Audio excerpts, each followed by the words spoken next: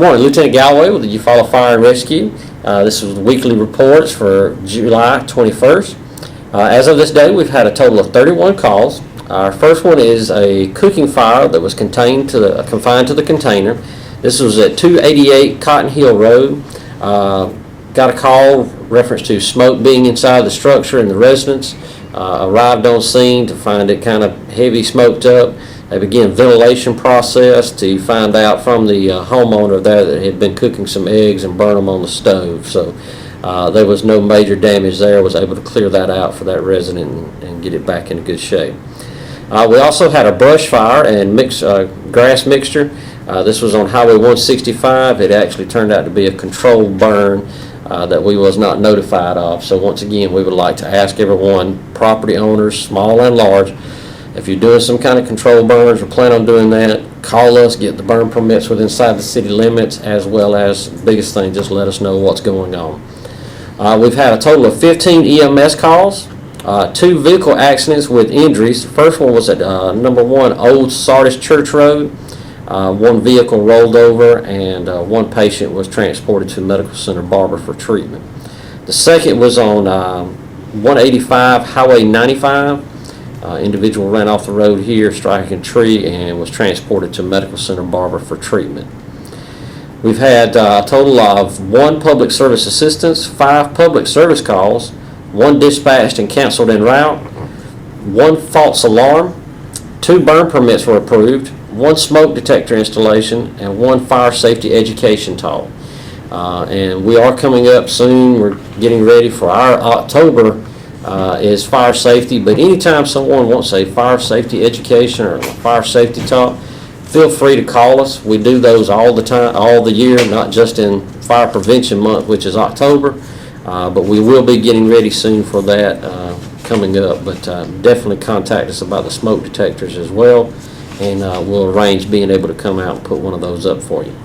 Well, that's it for the fire department this week. Good morning, I'm Detective Brown. This is the Eufaula Police Report for July 17th through July 21st. During that time period, we investigated 4 accidents. We had 5 misdemeanor arrests, 3 for domestic violence, and 2 for theft of property. On the felony arrest, we had 1 for possession of forced instrument, 1 for burglary, 2 for theft of property, for a total of 9 arrests. In that time period, our incident offense reports include the theft of property third that happened on North Eufaula Avenue. We had a harassment and criminal trespass third that happened on English Oaks Apartments. We had another theft of property third on Noel Drive.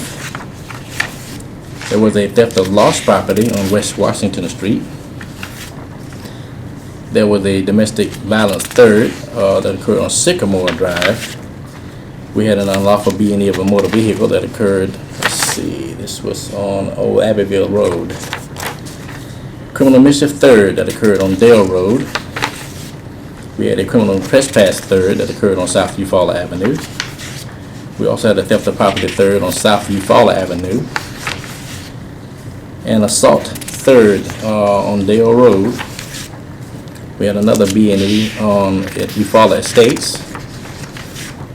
We had a theft of property first that occurred on Scenic Drive. A theft of property second that occurred on North Eufaula Avenue. We had a theft of lost property third that occurred on South Eufaula Avenue. We had another domestic violence third that occurred on Newfort Bridle Road. We had the arrest of a juvenile involved in domestic violence third. We had the arrest of Sade Billings for possession of a forced instrument, 2nd degree. We had the arrest of Eric Lynn, that was going to be for theft by deception. We had the arrest of Ethel Trutling Moore for DV third, domestic violence third. We had the arrest of Mr. Joseph Ross Jr. for domestic violence third, burglary first, theft by deception third, and theft by deception first. This was a arrest from another agency. And we have the arrest of Devin Dean for theft of property 1st degree. That's our reports for this time period. I want to ask you about something that occurred today and was reported today. I know it's not in the reports. I've got pictures to go along with it and everything else. Henry Franklin's property over in the Washington Street area was broken into again. He has a suspect that he believes committed this crime. He describes the suspect and identifies him as a person that I know has been identified at least two other incidences. What can people do to protect themselves against this individual? Well, first of all, we don't know exactly if the person he mentioned is going to be the one that Okay. we're actually looking for. The point of entry was a small point of entry, and this person that he mentioned is not exactly a small guy. For whatever reason he has, that may be his suspect, but we don't have any proof of that as of yet. But we ask, just as we ask everybody, just be vigilant about your property. With a lot of this breaking and entering going on and burglarizing going on, just be more vigilant about your property. Try to have more hands-on about what you have in your property. If you got serial numbers, stuff like that, it will help so that we can try to recover some of this stuff if it's taken to a pawn shop or a local pawn shop or somewhere even outside our city limits. But we just have to kind of keep a vigilant look on your property. Always look around, especially if you leave and come back home. It doesn't just happen at night anymore, it happens during the day. Okay. So we ask that people just constantly be vigilant. But like I said, as far as that suspect goes, the point of entry was a very small place, and this person that he mentioned is not exactly a small guy. So we can't for sure say that it was that guy. Regarding things to do with stolen property and everything, with Walmart now taking phones, iPads, iPhones, all of this, and games, has that added any problems to your investigations? No, actually, Walmart is one of the places that really they have very good security, very good surveillance, should I say, and we can usually nail who's doing it if we can identify them. But more often than none, they always have some good surveillance cameras that we can look at, and they can pretty much nab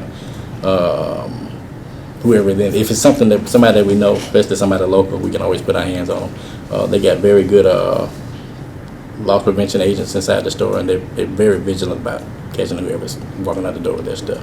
When people sell things at Walmart, everything refers to Arkansas as far as any claims, all of this sort of thing. Are you hitting any of this in your dealings with Walmart? A little bit, more so now than before. It is getting a little more prevalent that we're dealing with, people out of Arkansas, but pretty much we deal with just the local asset protection people inside the store most of the time. I know that's going to make people feel more comfortable Oh, yeah. about the way they're doing business. Oh, yeah.